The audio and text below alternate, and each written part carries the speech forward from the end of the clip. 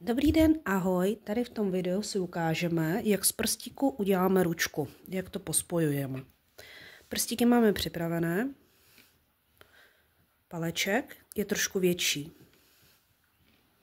2 prsty a u třetího jsme přízy neukončili. Takže budeme pokračovat. Vezmeme si k ruce další prstík a do něj uděláme 3 krátké sloupky. Takže 1, 2, 3.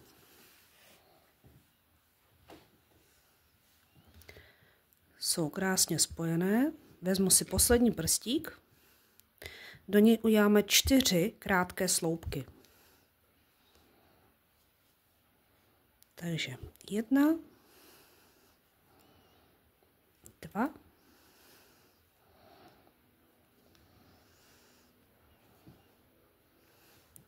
3, ještě jeden,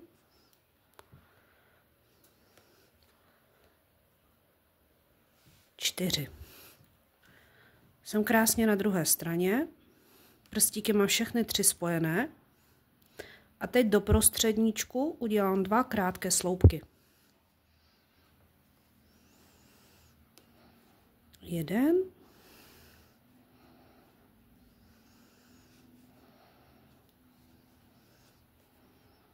a druhý. Jsme zpátky u toho prvního prstíku a teď budeme pokračovat dokola. Nemusíte počítat řady, jenom uděláme 24 krátkých sloupků po sobě jdoucích. Takže 1, 2,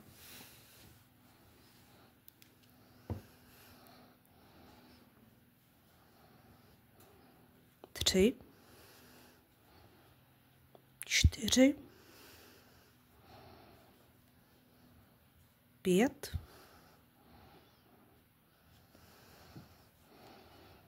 6, 7,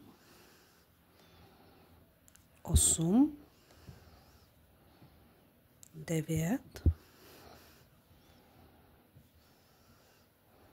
10, 11, 12, 13, 14, 15, 16, 17, 18, 19, 20, 21, 22, 23 a 24.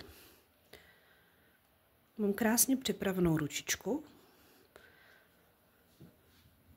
Teď budeme potřebovat připojit paleček. Vezmu paleček a uděláme 2 krátké sloupky, ale dohromady i s tou ručičkou. To znamená, píchnu do palečku a píchnu i do té naší ručky. Udělám 1 krátký sloupek.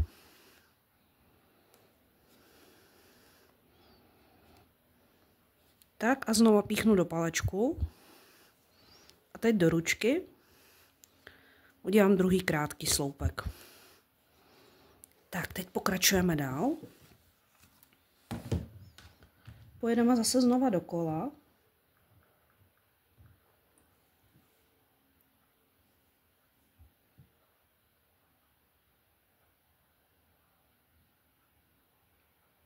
A uděláme 12 krátkých sloupků. Tak. 1, 2, 3, 4, 5, 6, 7, 8, 9, 10, 11, 12. Tak jsem před palečkem. A teď po této vnější straně udělám 4 krátké sloupky. Do toho palečku přímo. Takže 1,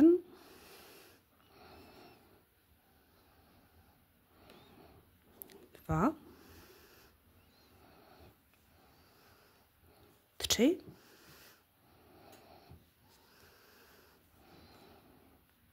4. Tak, paleček mám připojený k ručičce a teď udělám 16 krátkých sloupků, zase jenom dokola.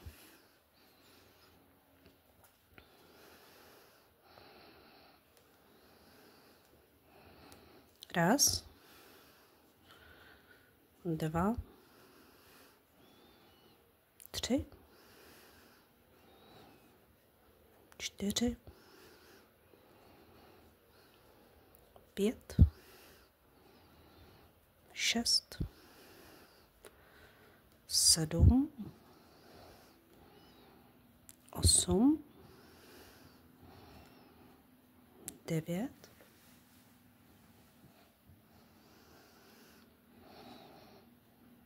10,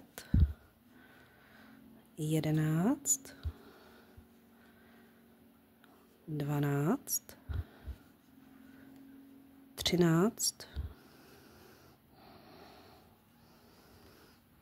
14, 15 a 16. Máme krásnou ručku. Jo, tady máme paleček, 3 prstíky. Ručka je hotová. Až budete mít uháčkováno celou ručku, nezapomeňte mezi prstíkama jehlou a nití potom sešít tady ty malé mezírky.